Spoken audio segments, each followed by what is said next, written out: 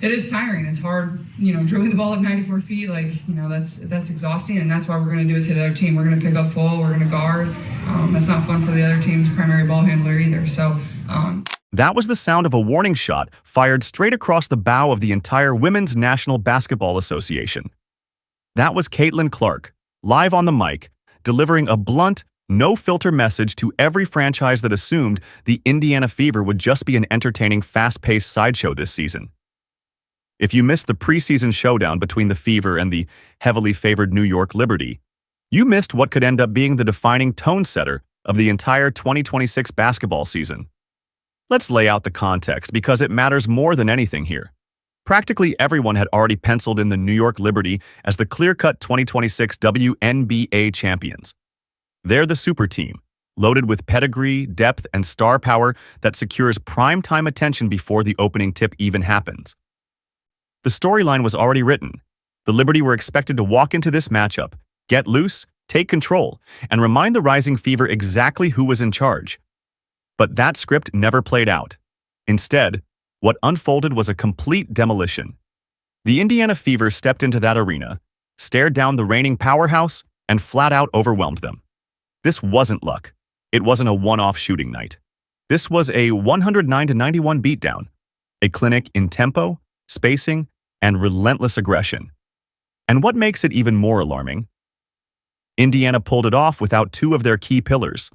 Aaliyah Boston, their interior anchor, was sidelined as a precaution with a lower leg issue. Lexi Hull, their defensive spark on the perimeter, was out with a tight hamstring. Even with a compromised lineup, the Fever dismantled the title favorites. To really grasp how big this win was, you have to address the obvious. You have to revisit 2025. You have to talk about Caitlin Clark. If you followed the league last season, then you already know. 2025 was brutal for Clark's body. It was the kind of stretch that tests more than just physical limits. It challenges a player mentally. Her body seemed to break down piece by piece. First the quad, then the thigh, just as she was regaining rhythm, followed by the groin, then the ankle. It became a chain reaction of setbacks under the brightest spotlight in women's sports. Everything piled up until her season essentially came to a halt. She appeared in just 13 games, so when Clark stepped back onto the court against the Liberty, it had been since July 15, 2025 since she last played a meaningful game.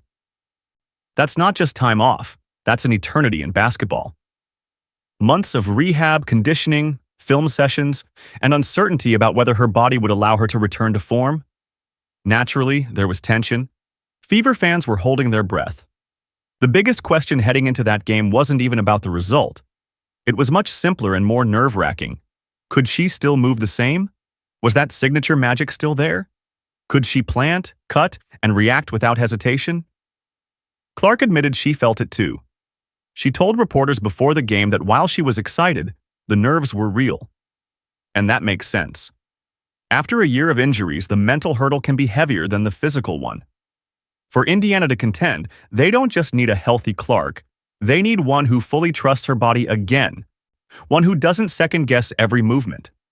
Now, if you only glanced at the box score, you might have concerns. She finished 2 for 10 from the field in 17 carefully managed minutes. On the surface, that looks shaky. But if you actually watch the game, if you understand how basketball flows, you saw something completely different. The numbers didn't tell the real story. Her first basket of 2026 wasn't some deep, highlight reel three. It was something far more meaningful. Off a screen from newly acquired Monique Billings, Clark slipped into the lane, read the defense instantly, and floated in a soft shot off the glass for the opening points.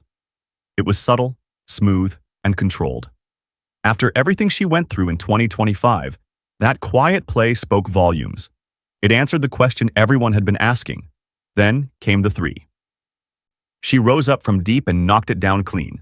Quick release, no hesitation, no signs of discomfort, no protecting the ankle, no favoring anything. That moment shifted the mood instantly, from cautious optimism to genuine excitement. The Fever exploded for 32 points in the first quarter, and Clark's early contributions set the tone. But scoring wasn't the real story. Her true impact came from how she controlled the pace. She explained after the game that she refuses to stand still and let defenses settle. If she doesn't have the ball, she's constantly moving, forcing mismatches, creating confusion, and stretching the defense. That movement opens everything up for her teammates. That approach was especially clear in her developing chemistry with Monique Billings. Having already built a connection through USA basketball, the two looked instantly in sync. Billings was cutting and positioning herself exactly where Clark anticipated, often before the Liberty defense could even react. It was the kind of instinctive chemistry that led to 9 quick points for Billings, all created from sequences where Clark immediately pushed the tempo the moment Indiana gained possession. Healthy, explosive, and processing the game at lightning speed before defenders could even react. That's what this offense looks like when it's firing on all cylinders. And after the game, Clark delivered the best possible update. She feels great physically, and her speed is fully back. But while Clark's return grabbed headlines, the most shocking, headline-stealing performance of the night belonged to Sophie Cunningham. Don't overlook what Cunningham had to endure. An MCL tear isn't something you simply tape up and push through. It requires surgery, long months of intense rehab, and mental resilience. It forces you to rebuild trust in a joint that completely failed you. Before the injury cut her season short, she was thriving in 2025, appearing in 30 games and starting 13. She wasn't even cleared for team practice until January 2026. For months, she was stuck on the sidelines, dealing with the frustration of wanting to contribute but being physically unable. So when she stepped onto the court against the projected champions, this wasn't just another preseason run for her. This was personal. This was about proving to herself that her career trajectory hadn't been permanently altered, and she delivered in emphatic fashion. In just 13 minutes of action, she scored 14 points. The efficiency alone is impressive, but the way she scored made it even more remarkable. These weren't easy buckets in the paint or inflated numbers from the free throw line. She drilled 3 deep three-pointers, pure, confident shots. Think about what that takes physically. Catching the ball, planting firmly, absorbing impact through the knees, and exploding upward while being contested by elite defenders. Cunningham did it repeatedly without hesitation. No extra steps, no visible doubt, no signs of easing back in. She caught the ball and let it fly with complete confidence. Her conditioning stood out just as much. Teammates had already noted during training camp that she spent her recovery time building her body in the weight room. Her upper body strength, core, and overall physique looked transformed. She turned her time away into preparation, sharpening herself into a more powerful version of her game. Defensively, she was relentless. You can't fake that kind of intensity on a surgically repaired knee. You either trust it or you don't. Cunningham clearly did. She attacked passing lanes, came away with 2 steals, contested everything in her vicinity, and set punishing screens for Clark. Her presence tightened the entire Fever rotation. The pressure on Liberty ball handlers noticeably increased, forcing rushed decisions and uncharacteristic mistakes driven by her physicality and effort. That performance led directly to Caitlin Clark's now viral post-game remarks. She didn't hold back or give a generic answer. She made it clear that Cunningham is the kind of player who consistently rises to the moment. When the team is under pressure, Cunningham is the most vocal, the most relentless competitor. She fights for everything. Clark even said that every team in the league would love to have a player like her. That's not just praise. That's a powerful endorsement from the face of the franchise, the kind that builds championship-level chemistry. But the story doesn't end with the stars. The real reason the rest of the league should be concerned is the defensive chaos engineered by Raven Johnson. If you only saw her stat line, you might think it was an error. In about 17 minutes, Johnson recorded 6 points, 8 assists, 2 steals, and 3 blocks. 3 blocks from a point guard in limited minutes. That's almost unheard of. Watching the game, though, it all made sense. Johnson was relentless on defense. She pressured Liberty ball handlers the moment they crossed half court, giving them no breathing room. She positioned herself perfectly in passing lanes, anticipating plays before they even unfolded and disrupting offensive sets before they could develop. This is the kind of suffocating high-pressure defense that can completely derail even elite offenses. Her 8 assists showcased her transition brilliance, but her defensive impact was the real catalyst.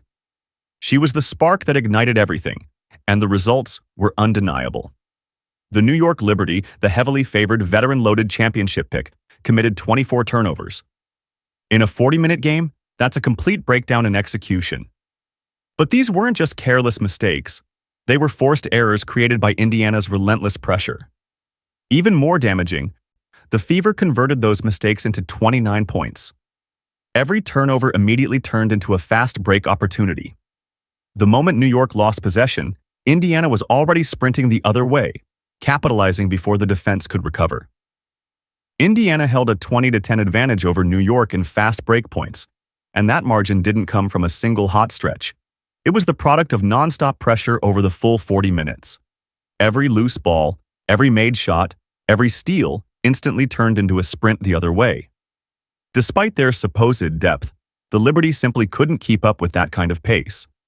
By the second half, players who usually operate comfortably in half-court sets were getting caught flat-footed mid-rotation, visibly exhausted, while Indiana was already finishing plays on the other end.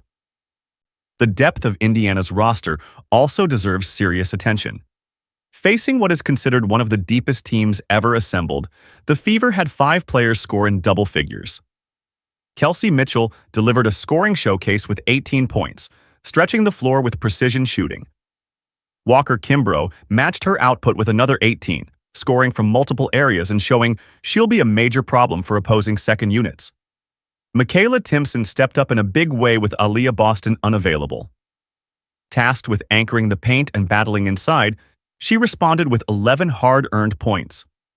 Her ability to handle the physicality against New York's front court highlights the flexibility coach Stephanie White will have once Boston returns. Timpson is evolving into a reliable interior presence, adding another layer to Indiana's offense.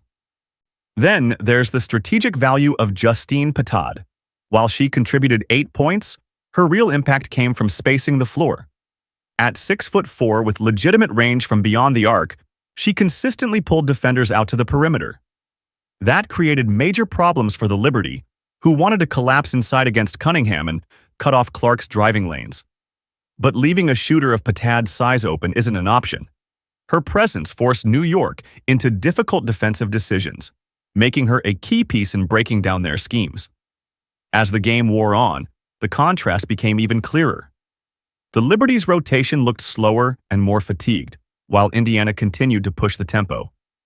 The final score, 109-91, doesn't fully capture how one-sided it felt. Even in the closing stretch, the Fever were in complete control. New York's starters couldn't slow things down, and their bench struggled to match Indiana's intensity. Some will try to dismiss it as just a preseason game, claiming the Liberty weren't fully showing their system. But that argument doesn't hold much weight. Indiana dominated a roster filled with elite talent, and they did it without Aaliyah Boston and Lexi Hull. They executed a relentless, high-speed system for the entire game without losing focus. That's not a fluke. That's a team with a clear identity, strong execution, and the personnel to overwhelm opponents who can't match their pace. This roster is built around Caitlin Clark being healthy and playing fast. This game was the first undeniable proof that the offseason work paid off. Clark is no longer dealing with physical limitations. She's back to being a weapon. And the team around her is fully committed to the system, ready to push the tempo until opponents can't keep up. What makes this even more concerning for the rest of the league is that Clark had an inefficient shooting night, going 2 for 10, and Indiana still won by 18 against a title favorite. That shows the system doesn't rely solely on her scoring. The depth is legitimate, and the defense is just as real. Defending this team presents a major challenge. Raven Johnson is applying relentless pressure while distributing 8 assists. Timpson is controlling the paint. Patad is pulling defenders away from the rim. Mitchell and Walker Kimbrough are combining for 36 points off the bench. Billings is thriving in transition. Cunningham is back from injury and delivering high-impact scoring with confidence.